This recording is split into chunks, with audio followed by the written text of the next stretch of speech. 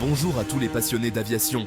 Aujourd'hui, nous allons plonger dans l'un des mystères les plus intrigants de l'aviation moderne, le crash tragique du vol Egyptair 990. Préparez-vous à une histoire aussi captivante que terrifiante.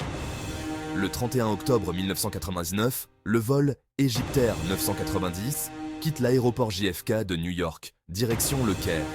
À bord, 217 personnes, dont 14 membres d'équipage, sont prêtes pour un vol de nuit transatlantique. Attachez vos ceintures, car cette histoire va vous emmener dans les profondeurs d'un mystère non résolu. Le vol se déroule sans incident jusqu'à ce que, brutalement, l'avion se mette à plonger de manière inexplicable.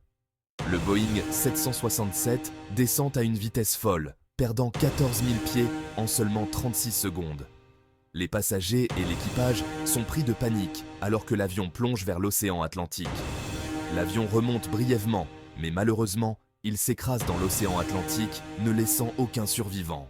L'impact est dévastateur et les débris sont éparpillés sur une vaste zone. L'analyse des boîtes noires révèle des informations troublantes. On entend le copilote, Gamal Al-Batouti, répéter plusieurs fois « Je confie mon destin à Dieu ».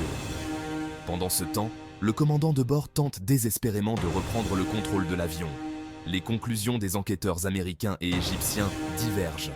Le NTSB, l'agence américaine, attribue le crash à un acte délibéré du copilote. Les autorités égyptiennes rejettent cette hypothèse, pointant plutôt une défaillance mécanique. Alors, que s'est-il réellement passé? Un acte de désespoir? Une panne technique? Le mystère demeure. Ce qui est sûr, c'est que ce crash a profondément marqué l'évolution des enquêtes aériennes. Les boîtes noires, ces enregistreurs de vol, sont souvent les témoins silencieux des derniers moments d'un vol. Elles ont révélé des échanges troublants entre les pilotes, mais n'ont pas pu fournir une explication définitive. Le copilote, Gamal Al-Batouti, était un pilote expérimenté avec des milliers d'heures de vol à son actif. Pourquoi aurait-il voulu précipiter l'avion vers sa perte? Les motivations restent floues et controversées. Pendant ce temps, le commandant de bord, Ahmed El-Habashi, a tout fait pour tenter de redresser l'avion. Ses efforts désespérés montrent à quel point la situation était critique et imprévisible. Les enquêteurs américains et égyptiens ont travaillé sans relâche pour comprendre ce qui s'est passé. Leurs conclusions divergentes montrent la complexité de l'enquête et les défis auxquels ils ont été confrontés. Le NTSB a conclu que le crash était dû à un acte délibéré du copilote, une conclusion qui a suscité beaucoup de controverses et de débats. Les autorités égyptiennes, quant à elles, ont rejeté cette hypothèse, préférant explorer la possibilité d'une défaillance mécanique. Les autorités égyptiennes ont examiné les débris de l'avion, cherchant des indices de défaillance technique.